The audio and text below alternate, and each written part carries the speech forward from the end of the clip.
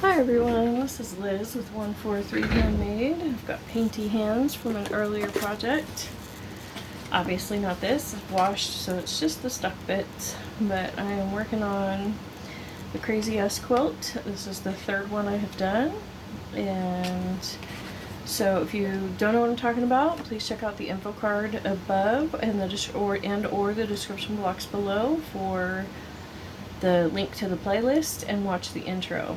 This is block 20. I marked it off because I am starting it.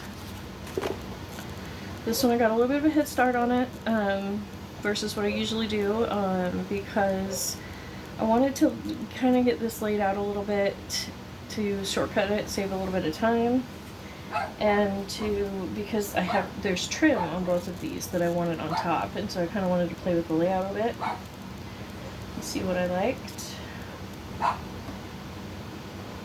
And then I'm just going to do it the top stitch method. Just checking the settings.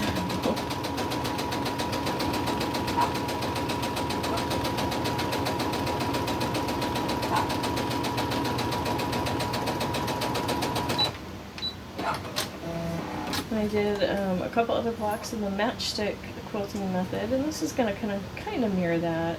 I don't know that I'm going to take the stitching lines quite as close as that, but it will be straight line quilting, just to get all the little pieces down. But this is much larger pieces than what I did that one of those. I was using quite small pieces. I might have been better off just putting that aside. That's okay. I'm not worried about making sure that my lines are 100% perfectly straight or anything like that. I'm going to add a little bit of a waggle to this one on purpose.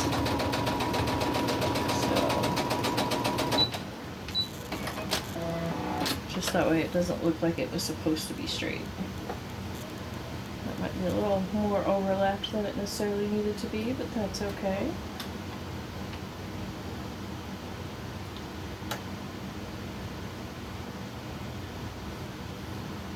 That'll be fine.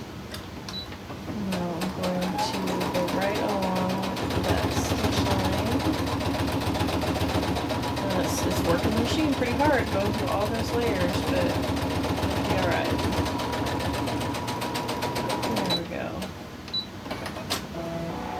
Your sewing machine can sew through quite a bit more than what might seem reasonable. I'm not saying you should push your machine, take it easy. Don't push your machine before you know what it can do. Build up slowly. Try things slowly.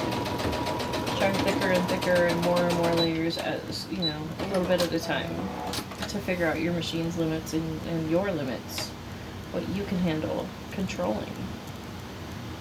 Because that's half of the battle when you're sewing. Okay. Make sure that those tuck in there underneath that enough, because I'm not going to stitch down the fringe here.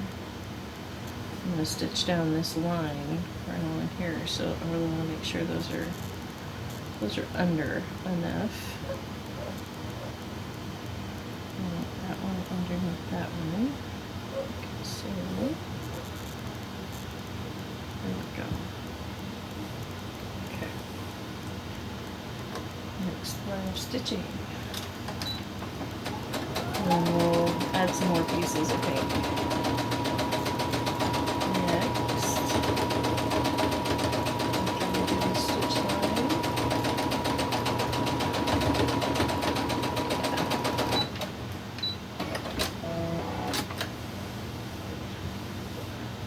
Okay. So that did not get caught like it should have. So what I'm going to do is I'm going to pull this fringe back and tuck this over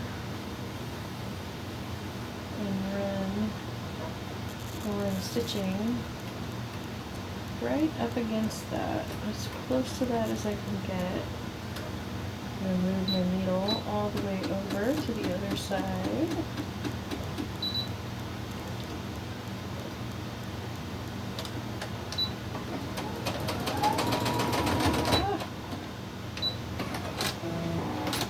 fringe folded over on me.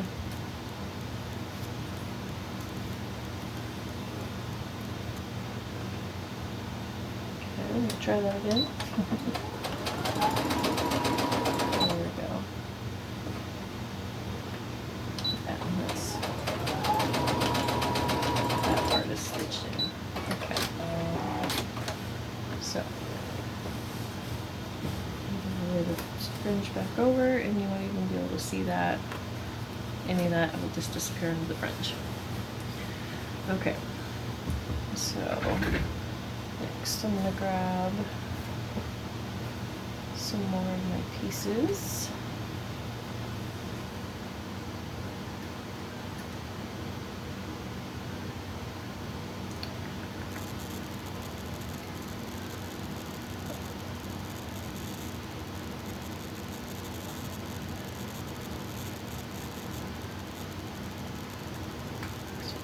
That.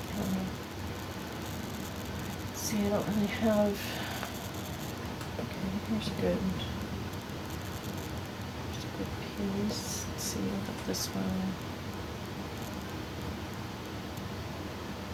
I think this one will fit just right underneath here, going all the way to the edges, and still allowing that to be on top and be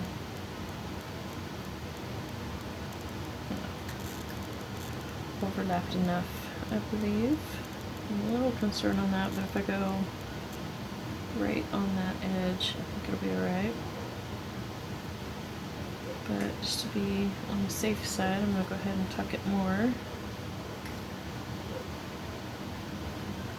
Actually, let's see, what if I were to use it like this? So that way I can get the tucked up, get it tucked up under there better. This one. That's kind of some wasted fabric, isn't it? I don't know if I like that or not. We'll see. I like this one a lot better.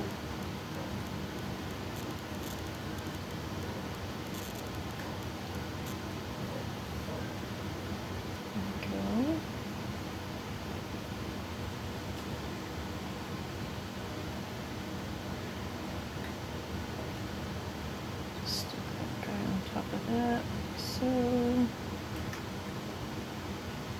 so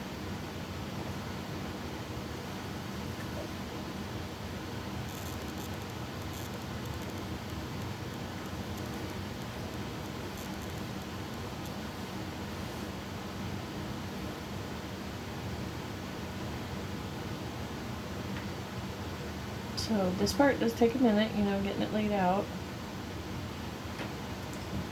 if you're using the smaller pieces, but I think I'm actually going to switch back and grab, just throw that to the side, everything that's not attached. Let's see how this looks, what this looks like, how much more we need. And that actually fits top to bottom. Okay, it's not quite long enough here, we need a little something for right there, but it could be, you know, just that. Actually, here, let's use this weird little piece. Looks like a good spot for that. So I'll go ahead and put it under.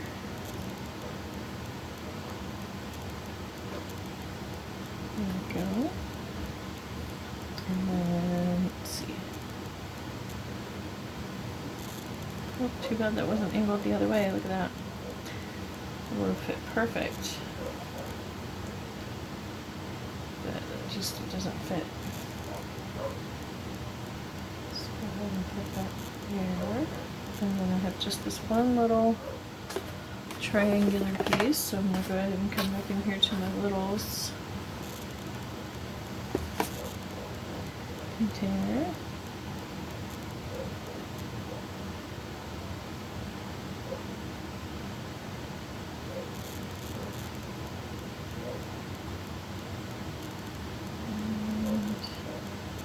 Because it is so little, I'm going to go ahead and tuck it under most things. There we go. So I only have a few little pieces. The rest of it's fairly large pieces, so this should come together fairly quickly at this point. So if this is your first time finding me, please don't forget to like and subscribe. I have lots of things coming up.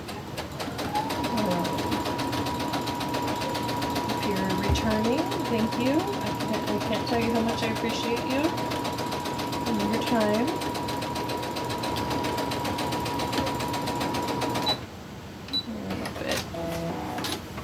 If I could start getting some more likes, that would be a big help. The algorithm really likes those thumbs ups. Thumbs up.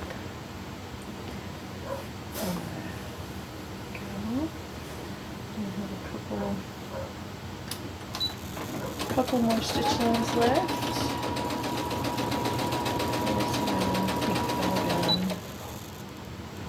That's okay. Just gonna keep picking it up.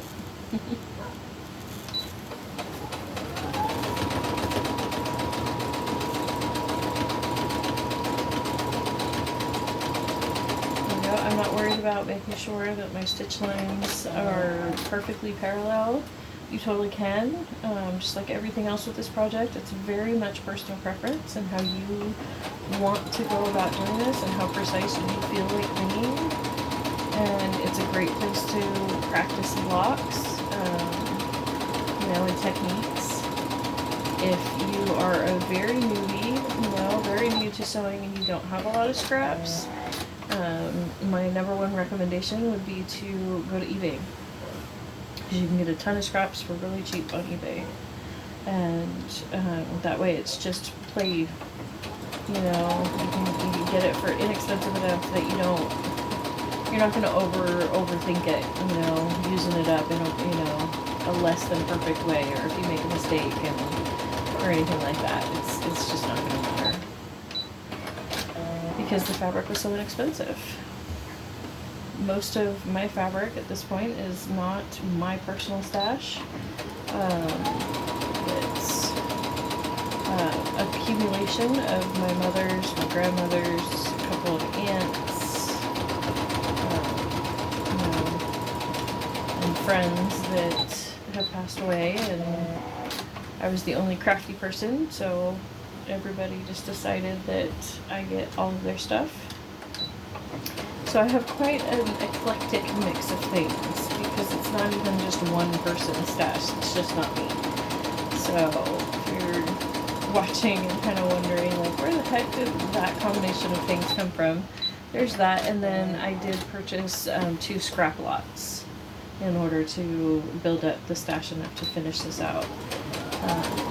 Because the colorways don't always work when you're just dealing with the stash stuff, especially if you're, in my case, it's, what was left to me, and so I don't necessarily know, I don't know what the project that was bought for was or anything like that, and so some of it I only have a little tiny bit of, and other things I have quite a bit of, and so, I had to buy a little bit of stash, somebody else's stash, to be able to finish out mine enough to be able to do the project. Okay, so now I'm going to flip it over. Oh no, that stuck to the back and it got sewn on the back. But you know what? That's what the seam ripper's for. So if you just come in here and you pop every like 3rd or 4th stitch, and it comes out no problem. Didn't realize that was stuck to the back. I'm going to redo that stitch line real quick.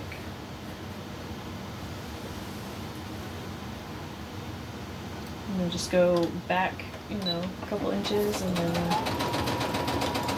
that way it definitely reinforces that end of the stitching and all of that. And okay. So now we'll come back around and oops, nope. Wrong setting. There we go.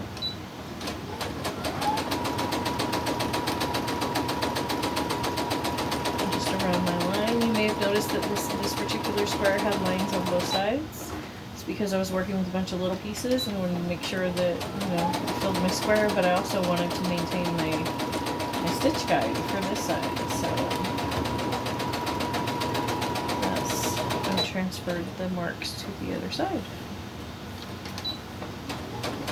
And all I did to do that was you know, if you hold the Sharpie marker to fabric long enough, it bleeds through. And so I just marked the corners with some heavy inked dots, you know, and then just laid my ruler in between there and drew another square.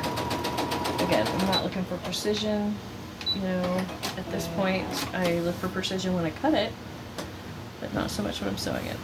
Okay, so corners covered, corners covered, corners covered. Okay, so this is block 20. Thank you so much for joining me, and don't forget to come back and see the finished quilt. We are getting very close to being done. Block 20 out of 30.